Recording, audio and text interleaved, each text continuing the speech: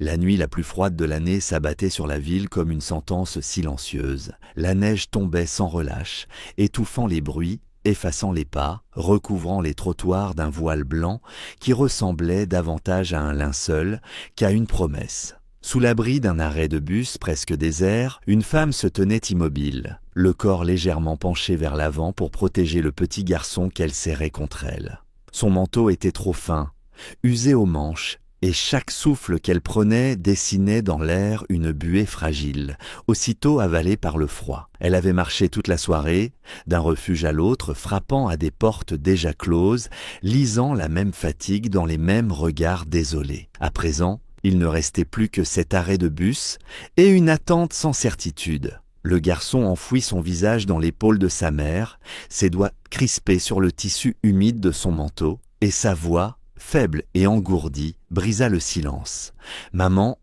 on rentre à la maison maintenant ?» La question resta suspendue entre eux, plus lourde que la neige qui tombait. Elle ferma brièvement les yeux. Il n'y avait plus de maison, plus de clés, plus de portes à refermer derrière eux, seulement des nuits passées à compter les heures jusqu'au matin. Pourtant, elle se força à murmurer des mots rassurants, une berceuse à peine audible, comme si la douceur de sa voix pouvait remplacer les murs qu'elle n'avait plus. Autour d'eux, la ville continuait d'exister sans les voir, les feux tricolores clignotaient, un lampadaire grésillait, indifférent à leur détresse. Chaque minute semblait voler un peu plus de chaleur au corps du petit garçon, et chaque pas qu'elle avait fait ce soir-là pesait désormais sur ses jambes comme une dette impossible à rembourser. Elle savait qu'elle ne pouvait pas se permettre de s'effondrer, pas devant lui. Alors elle resta debout, droite par habitude plus que par force, priant pour un miracle qu'elle n'osait plus vraiment attendre, ignorant encore que, quelque part dans cette nuit glaciale, une décision silencieuse était sur le point de changer leur destin. De l'autre côté de la rue,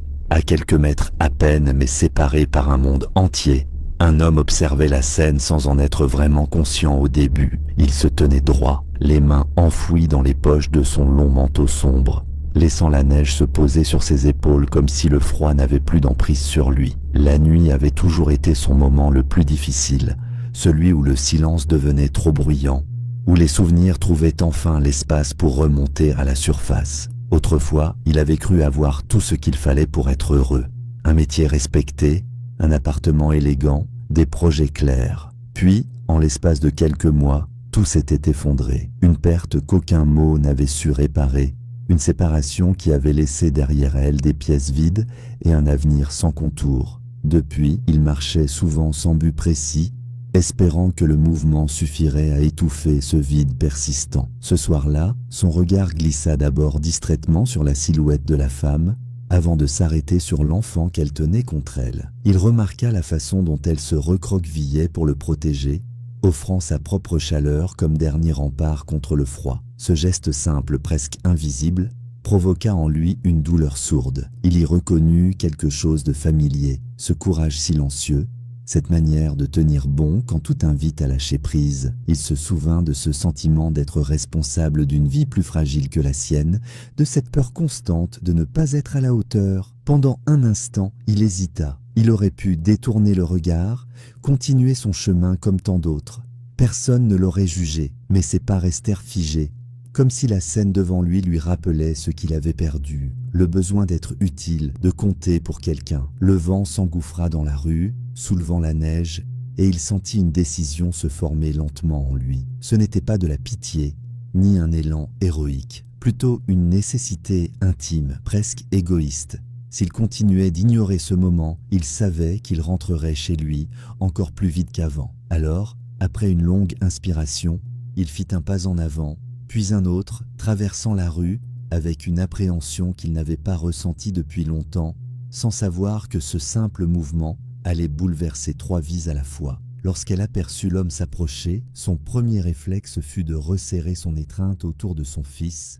Son corps se tendit malgré elle, habituée à se méfier de tout et de tous depuis que la rue était devenue leur seule certitude. Elle fit un pas en arrière, ses yeux cherchant instinctivement une issue, un moyen de disparaître si la situation tournait mal. Avant même qu'il ne parle, elle murmura d'une voix précipitée, presque suppliante, qu'ils attendaient simplement le bus, comme si ces mots pouvaient les rendre invisibles, inoffensifs. L'homme s'arrêta à une distance respectueuse, les épaules légèrement voûtées, conscient de la peur qu'il inspirait sans l'avoir voulu. Sa voix, quand il répondit, était calme, étonnamment douce dans cette nuit mordante. Il expliqua sans insister que les bus ne passaient probablement plus à cette heure, puis se tut, laissant le silence reprendre sa place. Elle baissa les yeux, sentant la fatigue et la honte se mêler dans sa poitrine. Elle n'avait plus la force de prétendre que tout allait bien. Le petit garçon bougea faiblement contre elle, ses mains glacées cherchant un peu de chaleur, et elle lui murmura quelques mots rassurants qu'elle répétait comme une prière. L'homme observa cette scène sans la moindre curiosité malsaine, seulement avec une attention pleine de retenue. Il jeta un coup d'œil vers la rue presque vide, puis vers les vitres illuminées d'un petit restaurant encore ouvert de l'autre côté. Après une courte hésitation, il désigna l'endroit d'un geste discret, et proposa simplement de s'y réfugier quelques minutes, le temps de se réchauffer. Elle secoua la tête aussitôt, la fierté dressant un dernier rempart entre elle et l'aide qu'elle n'osait accepter. Elle expliqua qu'elle n'avait pas d'argent, que ce n'était pas possible. Sa voix tremblait, plus de froid que de colère. Sa réponse à lui fut immédiate, presque étonnée qu'elle se justifie. Il ne parlait pas de payer, seulement de ne pas rester dehors. Elle resta immobile, déchirée entre la méfiance apprise et l'épuisement qui gagnait. Puis le garçon, d'une voix à peine audible, glissa contre son cou qu'il avait froid. Ce murmure fit s'effondrer ce qu'il restait de résistance. Elle acquiesça lentement, sans le regarder, et suivit l'homme à travers la neige, consciente qu'elle venait de confier la seule chose qui comptait à un parfait inconnu, portée par l'espoir fragile que, pour une fois, cette décision ne leur coûterait pas tout. La chaleur du petit restaurant les enveloppa dès qu'ils franchirent la porte, comme un contraste presque irréel après la brutalité de la rue. L'air sentait le café, et la soupe chaude, et le bourdonnement discret du chauffage semblaient calmer les battements trop rapides de leur cœur. Ils s'installèrent dans une banquette près de la fenêtre, et la femme posa son fils contre elle sans relâcher son manteau, comme si elle craignait que le moindre geste ne rompe ce fragile moment de sécurité. L'homme commanda quelques boissons chaudes, d'un signe simple, sans attirer l'attention, puis s'assit en face d'eux, laissant volontairement un espace, respectant un silence qu'il sentait nécessaire. Quand la tasse arriva, la femme la prit entre ses mains tremblantes et sentit la chaleur lui traverser les doigts, presque douloureuse tant elle l'avait oubliée. Elle murmura un remerciement si discret qu'il aurait pu passer pour un souffle. Le garçon, lui, retrouva un peu de couleur, ses yeux s'illuminant à la première gorgée, et ce détail suffit à provoquer chez l'homme une émotion inattendue, un mélange de tristesse et d'apaisement. Le temps s'étira doucement, rythmé par des silences lourds de sens plutôt que par des mots. Elle jetait parfois un regard inquiet vers l'horloge, consciente que chaque minute écoulée la rapprochait du moment où il faudrait repartir sans destination. Finalement, elle brisa elle-même ce calme en disant qu'ils devaient partir, qu'ils avaient déjà trop pris. Il répondit sans hésiter qu'elle ne lui devait rien, puis posa la question qu'il retenait depuis le début: où irait-il ensuite? La réponse tarda, sa gorge se serra, et lorsqu'elle avoua qu'il n'avait nulle part où aller, le monde sembla se figer autour d'eux. Même les bruits de la cuisine s'effacèrent derrière cette vérité. Il la regarda longuement, comme s'il pesait une décision irréversible, puis parla d'une voix basse, presque chuchotée, en lui disant qu'ils avaient désormais un endroit pour cette nuit. Elle tenta de refuser, par réflexe plus que par conviction, mais la fatigue dans les traits de son enfant la désarma. Le trajet jusqu'à l'appartement se fit dans un silence respectueux, et lorsqu'ils entrèrent dans ce lieu simple mais chaleureux, la lumière douce donna à la pièce une atmosphère presque protectrice. Il proposa le lit, elle choisit le canapé, serrant son fils contre elle. Pour la première fois depuis longtemps, le garçon s'endormit sans frissonner, et l'homme resta éveillé, regardant la neige tomber derrière la vitre, conscient que ce soir-là n'avait pas seulement offert un abri, mais ouvert une porte qu'il n'avait jamais osé franchir auparavant. Les jours qui suivirent ne ressemblaient en rien à un conte de fées, et c'est précisément ce qui rendit chaque instant réel. Le matin, La lumière entrait timidement par la fenêtre, révélant un appartement autrefois silencieux, désormais habité par de petits bruits de vie. Le rire de l'enfant résonnait dans le salon, maladroit mais sincère, tandis que sa mère préparait le café avec des gestes encore hésitants,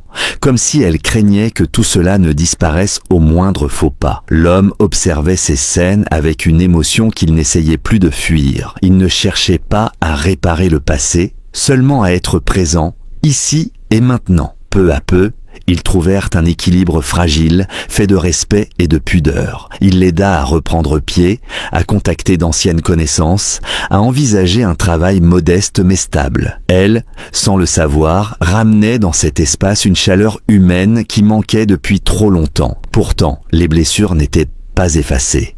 Un soir, elle découvrit une lettre posée sur la table, écrite à une personne absente, chargée d'un amour et d'un chagrin jamais résolus. Elle comprit alors que la générosité qu'il avait montrée cette nuit-là était née de sa propre douleur. Au lieu de prendre ses distances, elle lui laissa un mot simple, sincère, le remerciant non pas pour l'aide matérielle, mais pour la dignité rendue. Ce geste silencieux fit tomber les dernières barrières entre eux. Les semaines passèrent, puis les mois, et sans qu'ils ne l'aient vraiment décidé, ils avaient construit quelque chose qui ressemblait à une famille, non par obligation, mais par choix. Un matin, alors que les derniers flocons de neige fondaient sur la vitre, il les regarda tous les deux et sentit, pour la première fois depuis longtemps, que son sourire n'était plus alourdi par le regret. Il n'avait pas été sauvé par un miracle spectaculaire, mais par une succession de petites bontés, de décisions imparfaites, humaines. Et c'est ainsi qu'ils comprirent que parfois,